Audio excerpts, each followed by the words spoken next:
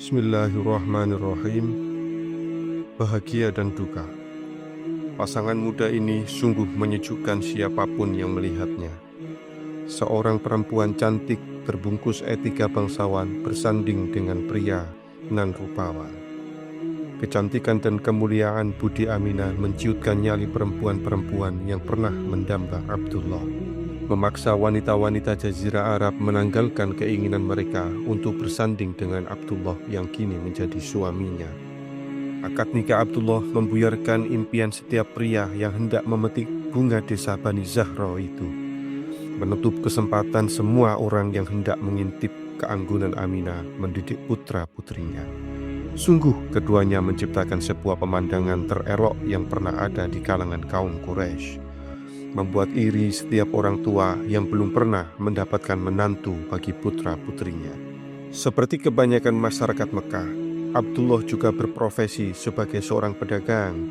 Kini setelah menikah dengan Aminah, ia lebih meningkatkan perjalanan dagangnya. Kehidupannya harus dirubah, tanggung jawabnya makin berat dan harapan hidupnya makin nyata. Keberadaan Aminah di sisinya menambah semangat untuk mempertahankan hidupnya. Untuk itulah tak lama setelah menikah, Abdullah mohon izin untuk berdagang ke Syria dan Palestina. Inilah perjalanan dagang pertama Abdullah untuk mengais rezeki setelah menikah dengan Aminah. Pengalaman pertama mencari nafkah untuk menghidupi keluarga barunya.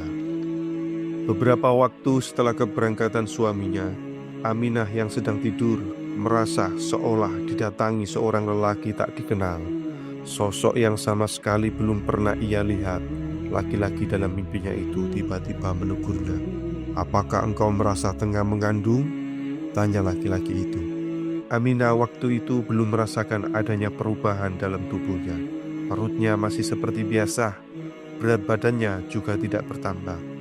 Satu hal yang ia rasa aneh, haidnya berjalan tidak normal.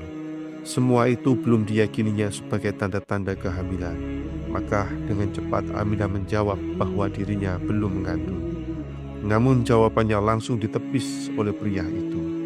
"Sesungguhnya engkau sedang mengandung anak yang akan menjadi pemimpin sekaligus nabi bagi umat ini.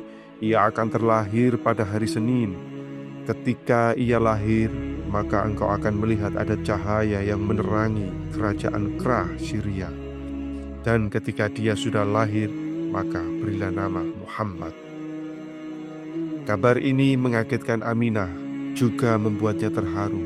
Tak terbayang olehnya kalau sebentar lagi ia akan dipanggil ibu. Kehampaan rumahnya akan segera mencair dengan tangis bibir si mungil, si buah hati. Kedua telinganya harus segera disiapkan untuk mendengar celotehan-celotehan lugu dari anak pertamanya. Tentu Aminah harus segera memberitahu suaminya bahwa setiap pulang kerja ia akan segera disambut tangan mungil buah kasih sayang mereka berdua. Mungkin yang sangat ingin dilihat Aminah adalah ekspresi wajah suaminya ketika ia mengabarkan itu semua. Suami mana yang tak bahagia mendengar berita seperti itu?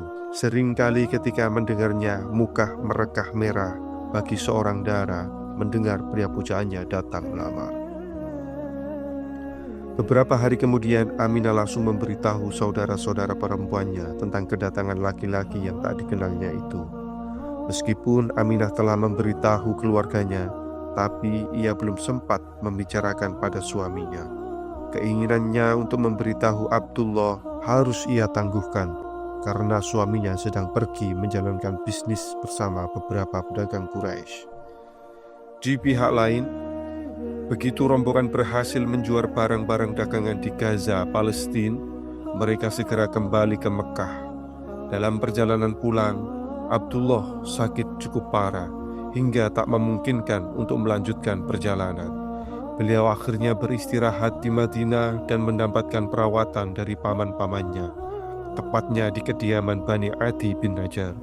Melihat kondisi Abdullah yang cukup parah, rombongan terpaksa meninggalkan beliau di Madinah dan melanjutkan perjalanan kembali ke Mekah. "Di mana Abdullah?" sambut Abdul Muthalib begitu melihat rombongan datang tanpa putra kesayangannya. "Dia sedang sakit dan saat ini beristirahat di Madinah," di tempat Bani Adi bin Najjar, jawab mereka. Begitu mendengar berita tersebut, pemuka Quraisy itu segera mengutus Haris, putra sulungnya, untuk menyusul Abdullah.